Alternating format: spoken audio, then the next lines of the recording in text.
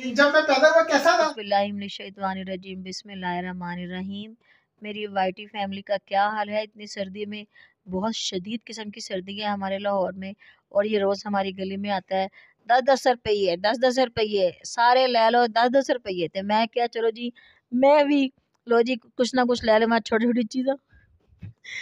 और इस time voice over करते हुए मुझे भी हंसी आ रही है और बच्चों को भी। उसके बाद ही हमने कहा क्यों जी ठंड फांकी जाए, और ठंड फांकने के लिए हम चल पड़े जी सदर। वहाँ से हमारे घर में दालें ख़त्म हुई थी, मैंने कहा चलो वो ले लेते हैं और देखते हैं जी। घर बैठे तो सर्दी लगी रही है, बाहर जाके भी देखें क्या क्या हो रहा है।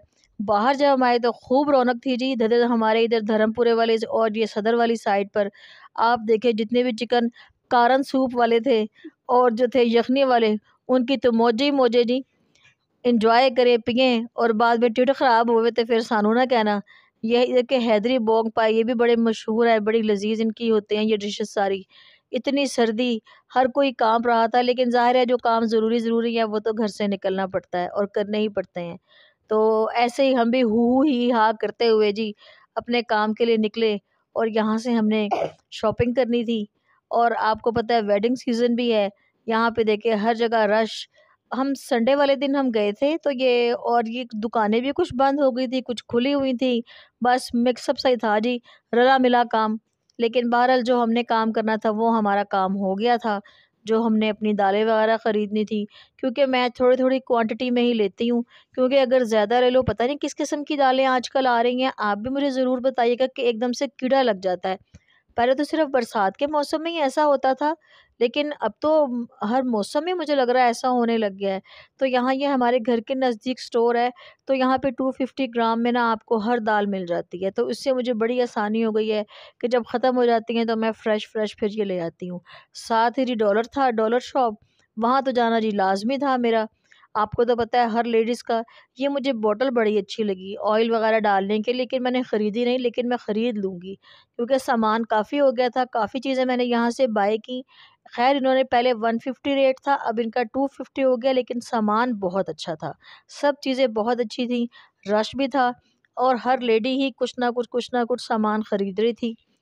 तो और बड़ा मतलब एन्जॉय भी बंदा करता है, नई से नई कुछ आपको चीज़ें नज़र आती हैं और ऐसे लगता है कि बस सब कुछ ले लो, ये भी ज़रूरी है, ये भी ज़रूरी है। और हम लेडीज़ की सैटिस्फैक्शन भी इसी में ही होती है, चाहे वो चीज़ घर भी पड़ी हो। नहीं, नहीं ये तो लेनी है, इसकी तो ज़रूरत है मुझे। बहुत अच्छी ये थी टी स्टेनर, ये मुझे बड़ा अच्छा लगा, तो ये मैंने ख़रीदा। ये वाला मुझे बहुत, क्योंकि चाय जो है वो पहले मैंने गोल वाली ली थी, तो वो साइडों से निकल जाया करती थी। कप्स की बड़ी अच्छी रेंज आई हुई थी, क्योंकि सर्दी है, चाय के बगैर तो हमारा गुजारा होता ही नहीं है।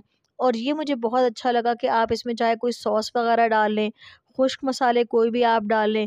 कुछ बॉल्स वगैरह मैंने ख़रीदे, कुछ मैंने कहा चले अपनी वाइटी फैमिली को मैं अपने साथ सैर भी करवा देती हूँ कि आप भी देखिए बहुत अच्छा सामान मिल रहा है, आप भी आएँ और बाय करें, इंजॉय करें, तो मौजा मारो।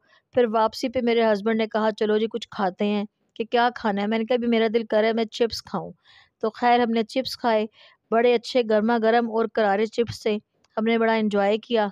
तो ऐसे करते-करते जी फिर हम अपने घर वापस आए। जब हम घर वापस आए तो बेटे की सालगिरह थी, तो बेटा जो है मेरा वो ना मीठी चीज़ें बहुत कम खाता है।